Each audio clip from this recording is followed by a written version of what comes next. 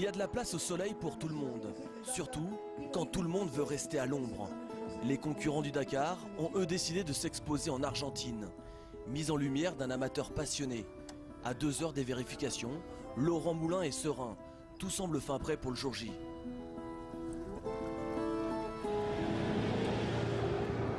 Ah, c'est l'autre qui fuit maintenant? Non? Attends, c'est la catastrophe. Qu'est-ce qui se passe là? En fait, mon réservoir gauche a une fuite de carburant. C'est inquiétant avant le départ ou pas? Oui, on est à 2 heures de contrôle technique. Il va falloir remédier au problème très rapidement. C'est plus qu'inquiétant, ouais. Ah ouais, parce qu'on a eu ce problème-là hier soir, qu'on avait constaté qu'on a pu réparer hier soir. Mais là, on ne sait pas si on va pouvoir maîtriser ça très rapidement. Pour Laurent, participer au Dakar est le rêve d'une vie. Mais là, une véritable course contre la montre commence. Si jamais il se présentait avec un réservoir percé, il serait mis hors course avant même de pouvoir faire le moindre kilomètre. Pas le choix, il doit aller acheter un réservoir neuf. Si c'est la solution, je le ferai, quoi, hein. C'est mon premier Dakar, donc je veux que tout se déroule le mieux possible. Et là, oui, c'est vrai, c'est le petit coup de stress, 2 heures avant de passer à l'administratif, au technique.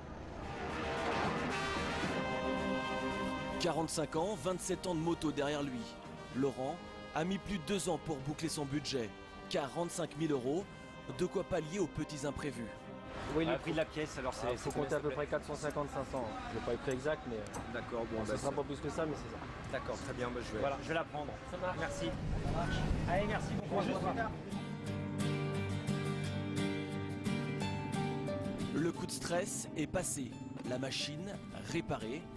Les premiers mètres à moto en Argentine sont rassurants.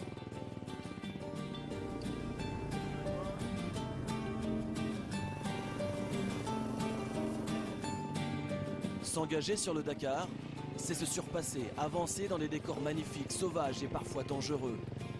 Mais avant tout ça, ce sont surtout les vérifs administratives. Et là, le paysage est plutôt monotone, le temps est long, très long.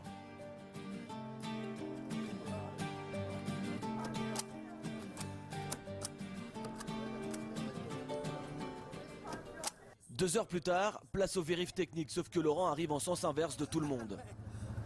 Qu'est-ce qui t'est arrivé, Laurent? En fait, il y a des directions pour venir soit au contrôle technique ou soit au parc assistance directement. Donc moi j'ai suivi les indications qu'on me demandait et je ne suis pas passé par le contrôle technique. On m'a emmené directement par le parc fermé et sachant que le podium est entre le contrôle technique et le parc fermé, j'ai déjà eu le droit au podium sans avoir passé au contrôle technique. Je vais y avoir droit une deuxième fois. Donc tu t'es déjà perdu sur le Dakar? Je me suis déjà perdu sur le Dakar et en plus c'est fléché et tout le monde donne une direction. Ça promet pour la suite.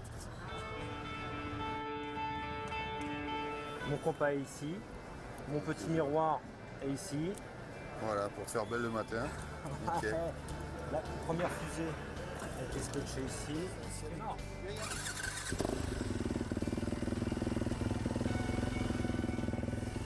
La moto passe au scanner de nombreux contrôleurs, tout est vérifié.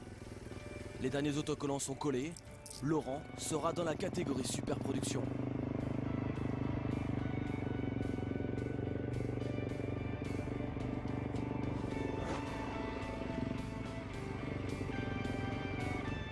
C'est enfin la fin de cette journée des vérifs pour Laurent Moulin qui est donc apte pour ce tout premier Dakar. Plus de 9000 km, fin des coups de tampon, place au guidon.